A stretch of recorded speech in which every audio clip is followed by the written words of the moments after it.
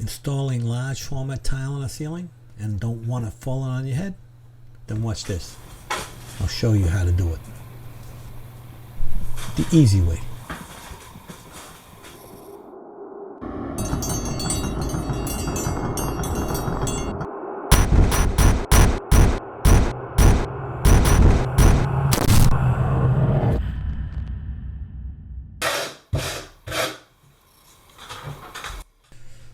Okay, so I just recently made a video about installing a 12 by 12 marble tile on a ceiling.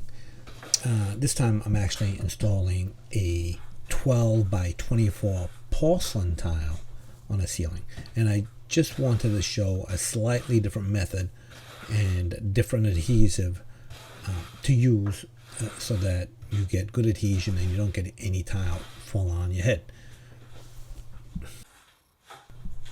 So in that other video I used just a regular thinset with a 1/2 inch square notch trowel and skim coated the ceiling and then applied the notched thinset to the tile and then placed the tile on the ceiling. In this video I'm actually taking a different tack because these tiles are much bigger and they're much heavier, so I'm using a lightweight no sag thinset, which is actually X77, Arctic X77. I'll put a link in the description to that.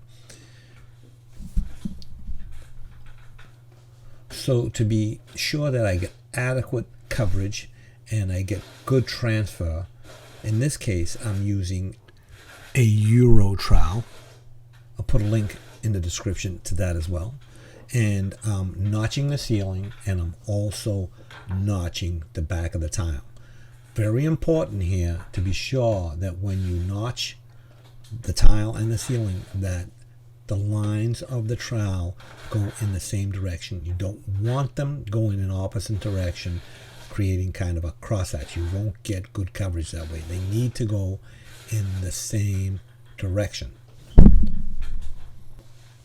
So the reason I'm using a lightweight no sag thinset is because it's just easier to work with, in the sense that it stays on your trowel a lot better than a regular thinset. It's lighter to work with, it's creamier, and it spreads easier, and it's much easier to get transfer and coverage than a regular polymer modified thinset.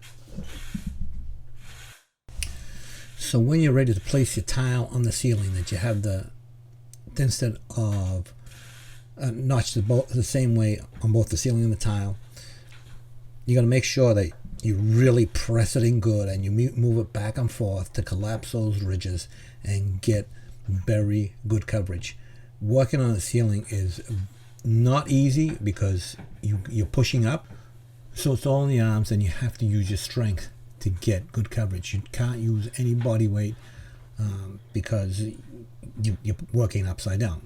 So you want to make sure that you get it really embedded in the thinset.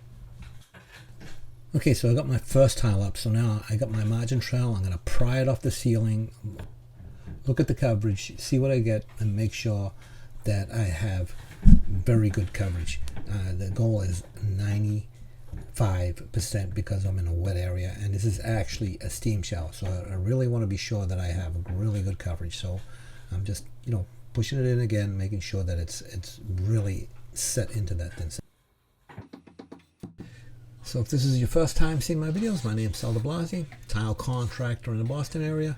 The channel has over 780 videos, all pretty much to do with tile, so check those out if you need some help with tile installation.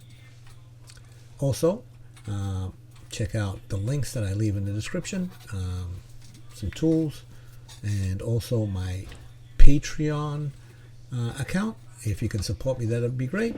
But most of all, leave your comments in the comment section, and please subscribe and ring that notification bell. New video every Sunday morning. Thanks a lot.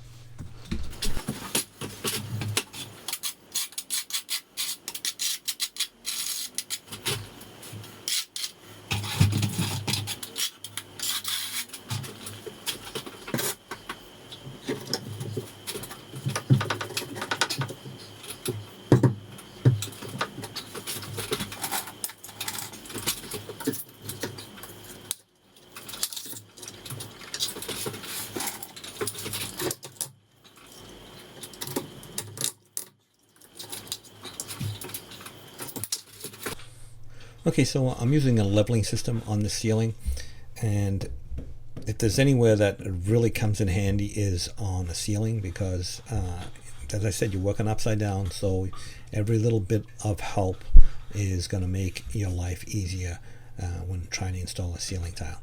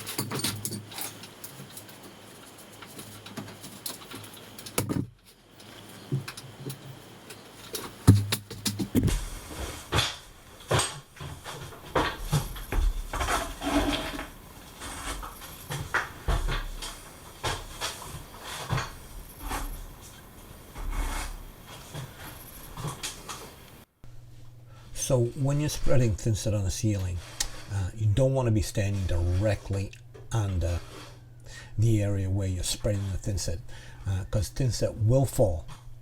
As you see the thinset come off the edge of the trowel, you just wipe it on the bucket and get it off. The more you can keep on the ceiling, the better.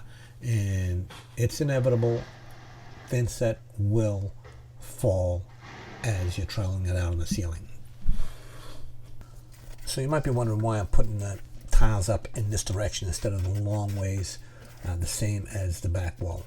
Well, the answer is because this is a steam shower, and that center line where that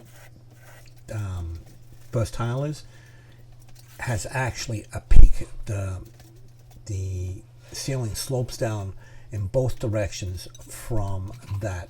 So it slopes from the center to one side and from the center to the other side. So if I would have put it the long ways, I would have had to split the tile right in the middle to get the, to follow the shape of the ceiling. So we opted to do it this way so we don't have to have an extra line in the tile. Even though this is a steam shower, proper slope is actually supposed to be 2 inches per foot, which is really a steep. So oftentimes the homeowner will opt not to put a slope in or reduce the slope to avoid having to have that big slope on the ceiling. So why would you need a sloped ceiling in a steam shower? Well, because it's a steam shower, you get the steam will condense on the cold ceiling, form water droplets, and then drip on the person in the shower. That's the only function. So you put a very steep slope on the ceiling so the water will condense, run towards the wall, and then come down the wall instead of dripping on the person. So if you look at the edge where the tile meets the wall, the ceiling tile meets the wall, you see that I have wedges placed in there. They're actually the same wedges as the tile. This particular system has graduated thicknesses on the tip of the wedge, so you can use them as spacers. They go 1/16 and an 1/8. So I'm placing these wedges on the edge of the tile on both sides, and the purpose for that is to maintain my movement joint at where the ceiling tile meets the wall tile, and also to kind of put pressure on both sides of the tile to just try and give it an extra little bit of help staying up.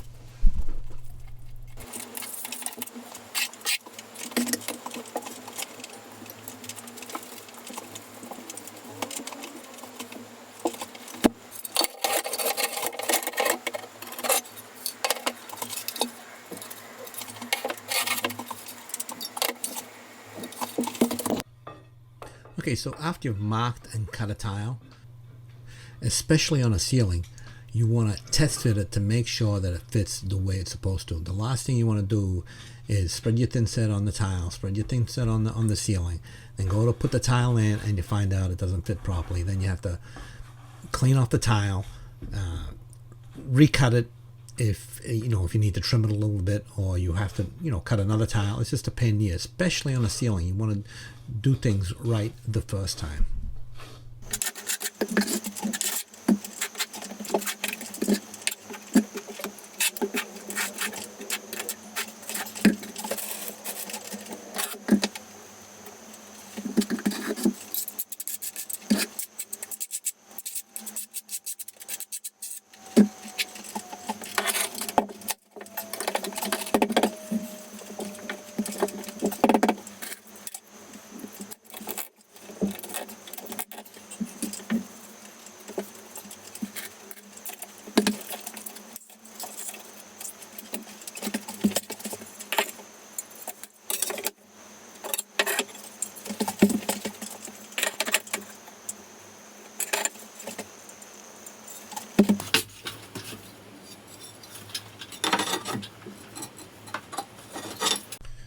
Okay, so the ceiling's done. Next day, knock out the clips, clean up, and get ready for grout. So this is the finished bathroom before grout, and I'm going to be grouting this with a new grout called Spectra Lock 1. Stay tuned for that video coming very soon.